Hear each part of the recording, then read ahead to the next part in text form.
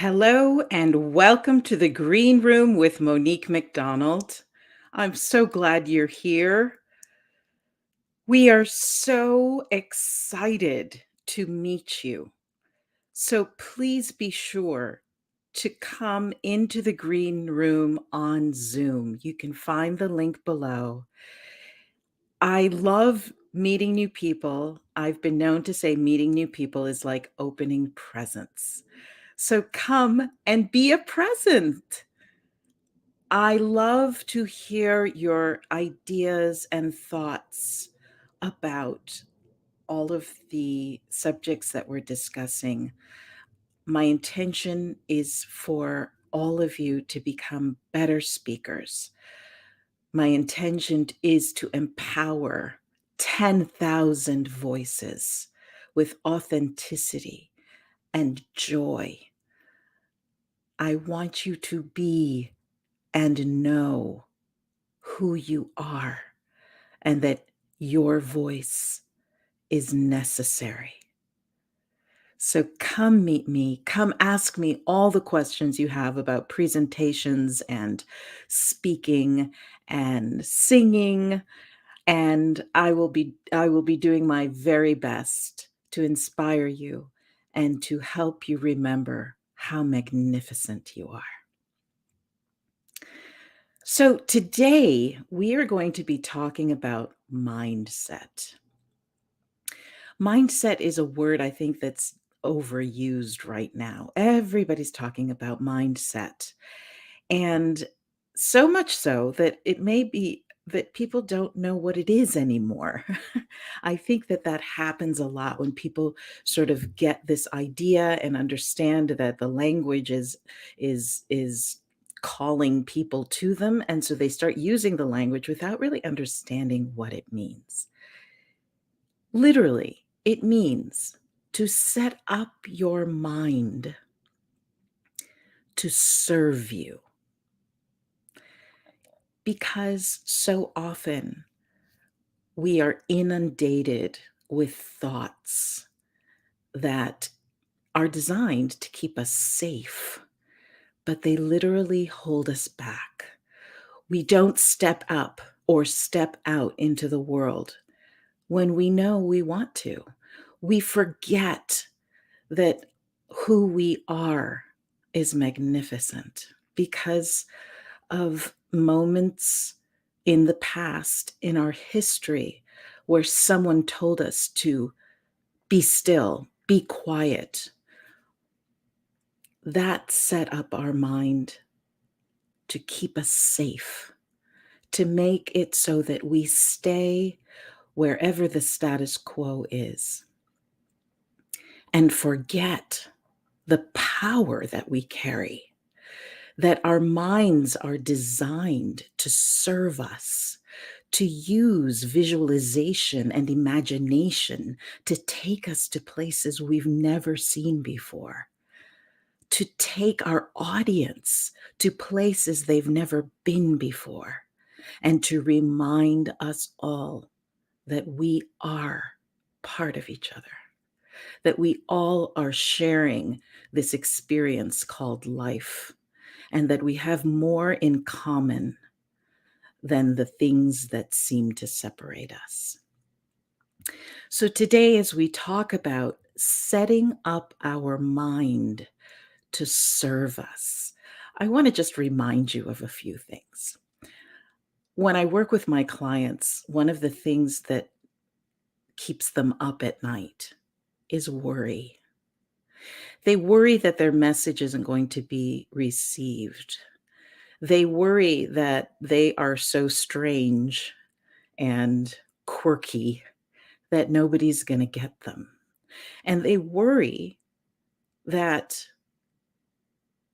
they will work as hard as they possibly can and still be ignored. And because of this worry, they use their mind to imagine all of the horrible things that could happen. They think about all the things that could go wrong in a talk or a presentation. They imagine the feelings of rejection that they may have experienced in the past. And I remember I had an amazing spiritual teacher, and he always used to say, worry is a prayer.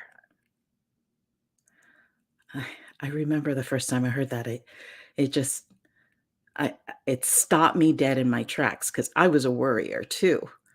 I was always worrying about how I was going to be received, if I was going to show up in the way that I wanted to show up for the people that I wanted to impress or take on a journey with me. And when I heard that story, worry is a prayer, it stopped me. And then he continued by saying, worry is not only a prayer, worry is a prayer for death. And when I really took that in, I realized that when we worry about the future, what can happen, we are literally calling to ourselves the very thing that we're terrified is going to happen, because we forget the power of our mind. The very same mind that can set up the circumstances in our imagination for all of the worst things that could happen is the same mind that can set up in our imagination all the best things that can happen.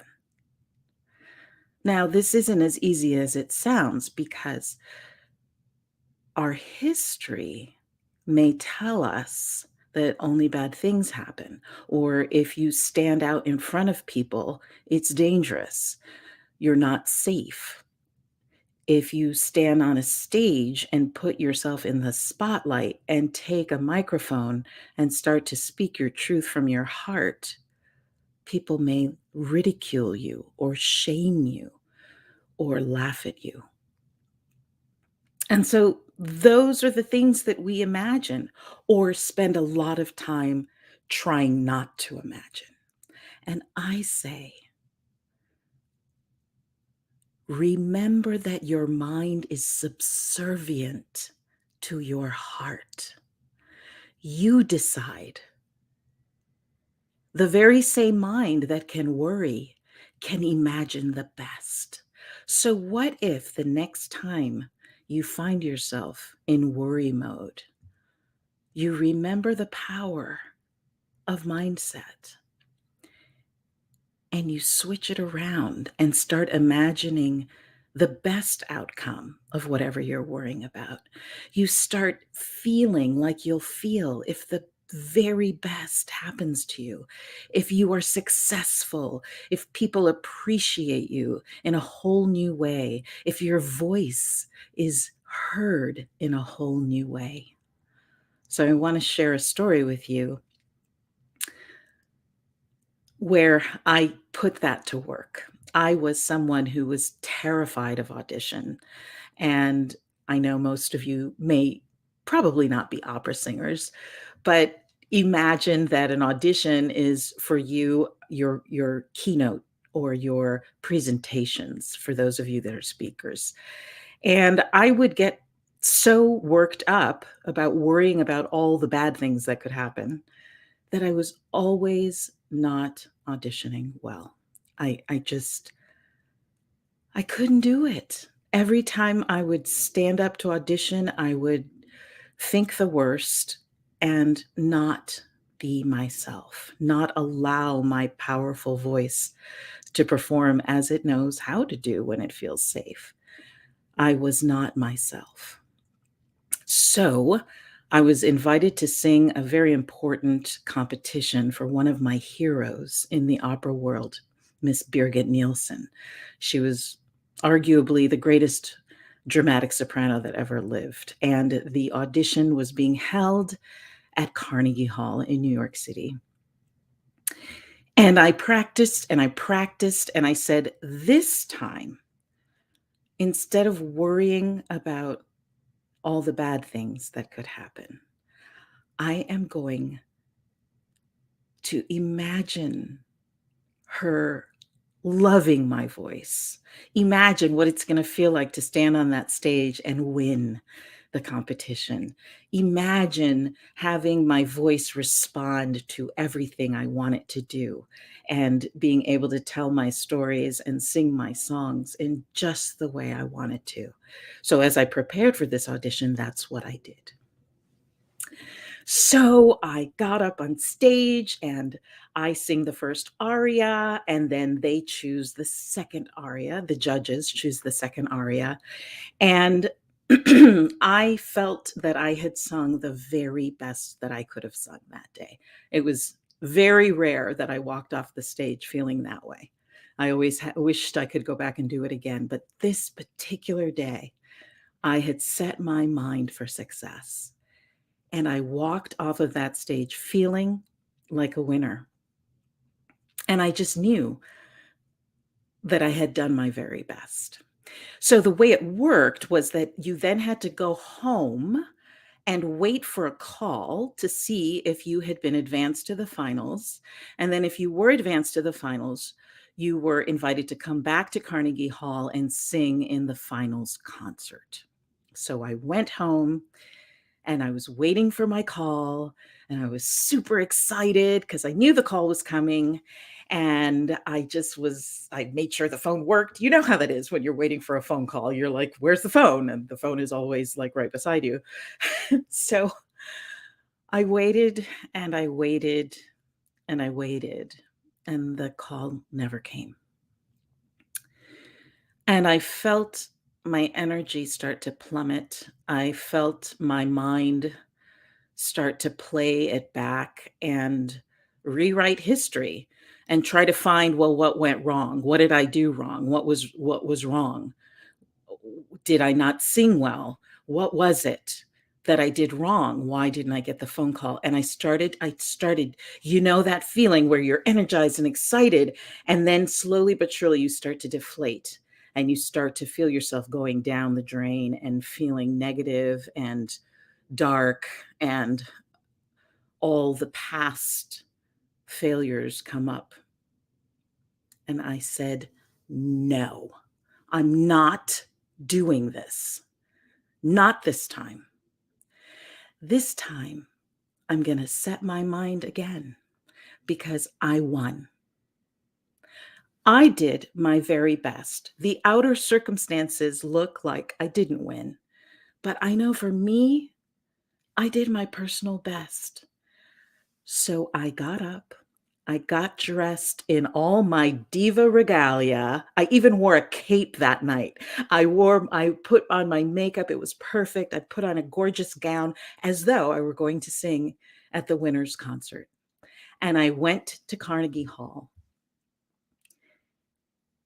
And I got in the elevator to go up to the theater. And Miss Nielsen got into the elevator right behind me.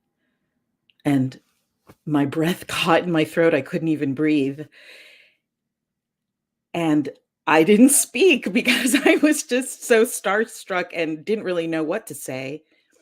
And she looked at me and she said, "You look so beautiful tonight. I know you will sing well." And I looked at her and I said, "But Miss Nielsen, I wasn't advanced to the finals. I won't be singing tonight." And she said, "Ah, and you floated all of those beautiful high notes. Huh." And then the doors opened and she walked out.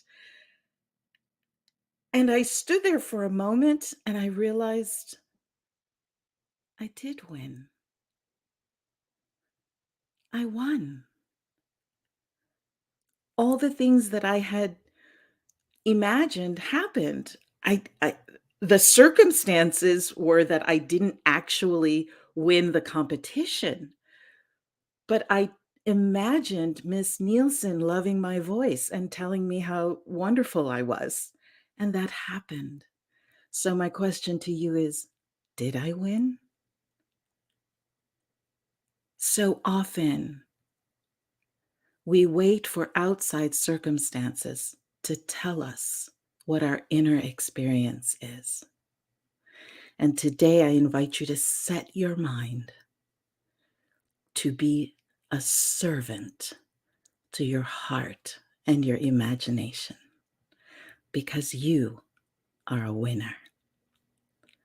Thanks for listening, and I can't wait to meet you in the green room on Zoom. You'll find the link at the bottom of this video. Have an amazing day, and remember, your voice matters, and the world needs you.